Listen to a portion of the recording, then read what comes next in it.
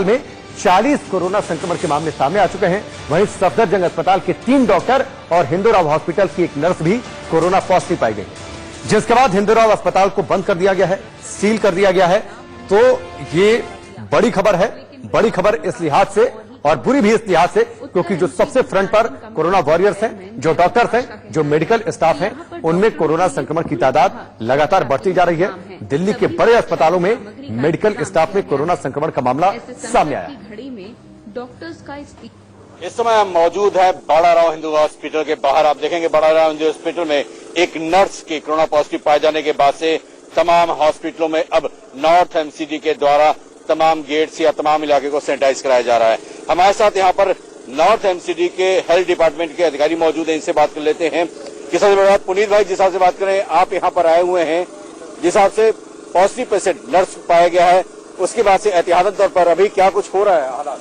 अभी हमारे उच्च अधिकारीगण भी आए हुए हैं, वो सारा फैसला ले रहे हैं। जो भी जैसा फैसला है बिल्कुल उचित लिया जाता है और पूरी टीम सैनिटाइज के लिए हर समय, हमारे जितनी भी टीम है, हमारे साथी वीरेंद्र जी और अन्य जो टीम के सदस्य हैं, 24 घंटे हम तत्पर हैं इस काम के लिए। और आप देख रहे हैं कि जो सैनिटाइज करने वाले शख्स हैं, आप देखेंगे तो पूरी तरह से पीपीपी किट जो है वो पहन के कर रहे हैं, पूरी तरह से हर तरफ से पीपी किट सबको दी है। बिना पीपी किट के हम किसी से काम नहीं करवा रहे, क्योंकि हमारे इनकी भी सेफ्टी जरूरी है। हमारे एमएचओ साहब, हमारे डीएचओ साहब इस बारे में बिल्कुल अलर्ट हैं और हमें वो टाइम टू टाइम गाइड करते हैं। तो वीरेंद्र भाई से बात कर लेते हैं, चूंकि आप इंस्पेक्टर हैं इस इलाके के, तो ये सूचना कब मिली आपको कि पॉजिटिव हुआ और आपकी टीम कब आ गई यहाँ पे? हमारी टीम सुबह 9 बजे आ गई थी और हमने जो है सुबह से काम चालू कर दिया था।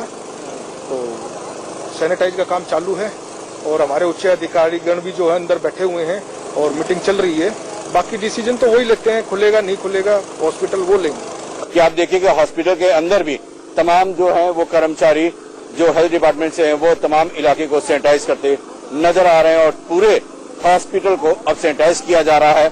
माना यह जा रहा है कि जब तक कोई अगला आदेश नॉर्थ एमसीडी की तरफ से नहीं आ जाता तब तक ये हॉस्पिटल सील रहेगा। कोई भी एक्टिविटीज यहाँ पर नहीं होंगी, किसी को भी आने या जाने नहीं दिया जाएगा। जहाँ पे हल्की सी भी डाउट है या स्टाफ रूम है या सड़कें हैं, उन तमाम लोगों जगहों को सैनिटाइज किया जा रहा है।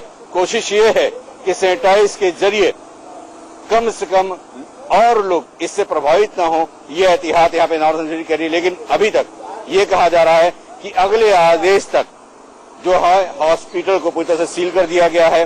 कोई भी हॉस्पिटल के अंदर नहीं आ सकता, न ही हॉस्पिटल के बाहर जा सकता और अगला आदेश के बाद ही ये फंक्शनिंग के लिए तैयार किया जाएगा। Ajay Srivastava, India news, Delhi. दिल्ली के जगजीवन राम अस्पताल में 40 कोरोना के मामले सामने आ गए। हमारे सहयोगी अजित श्रीवास्तव की इस रिपोर्ट को अभी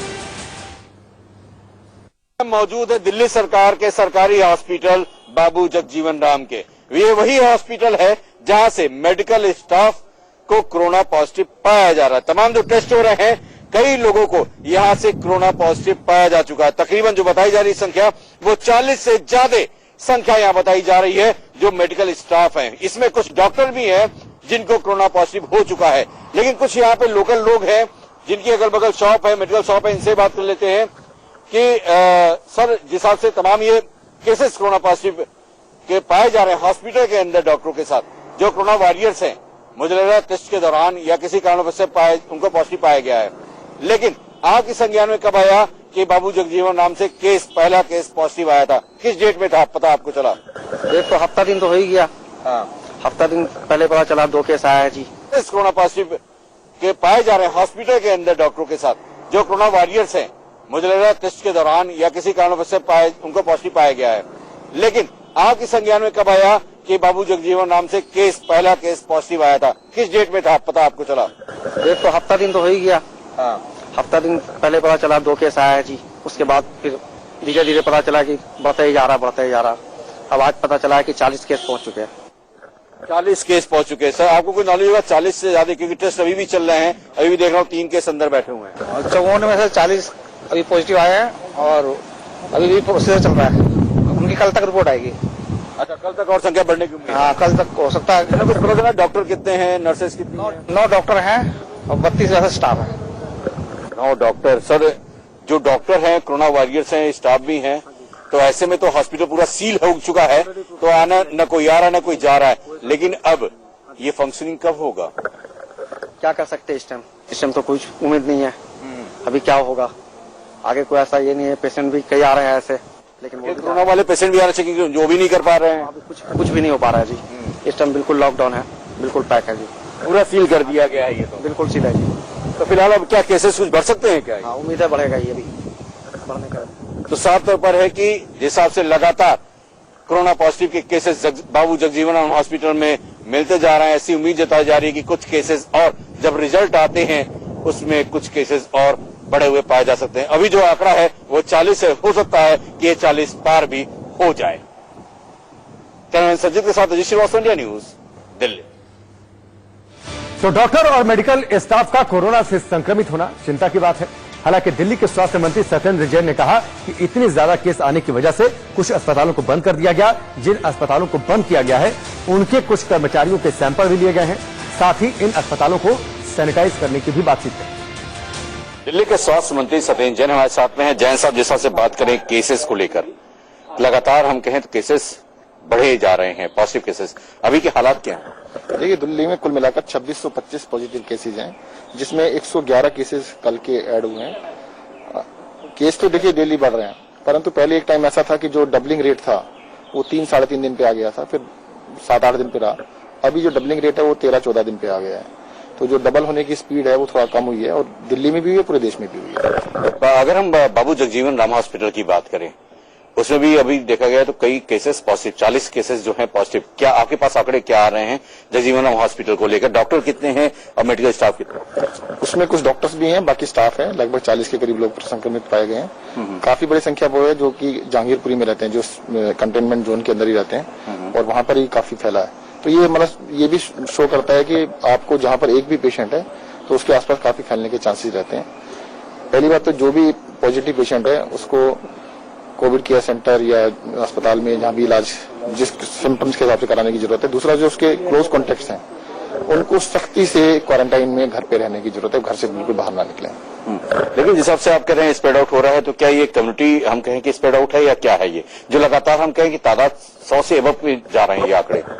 नहीं, अभी तो देखिए देश में भी और दिल्ली में भी कम्युनिटी स्प्रेड नहीं, इसको लोकल स्प्रेड ही कहेंगे। जहां पर भी केस आ रहे हैं उसी लोकेलिटी से, उसी जगह से ज्यादातर आ रहे हैं। जैसे आपने बताया, एक ही जगह पर इतने सारे केस हैं, सब जगह पर स्कैटर्ड बहुत कम केसेज हैं।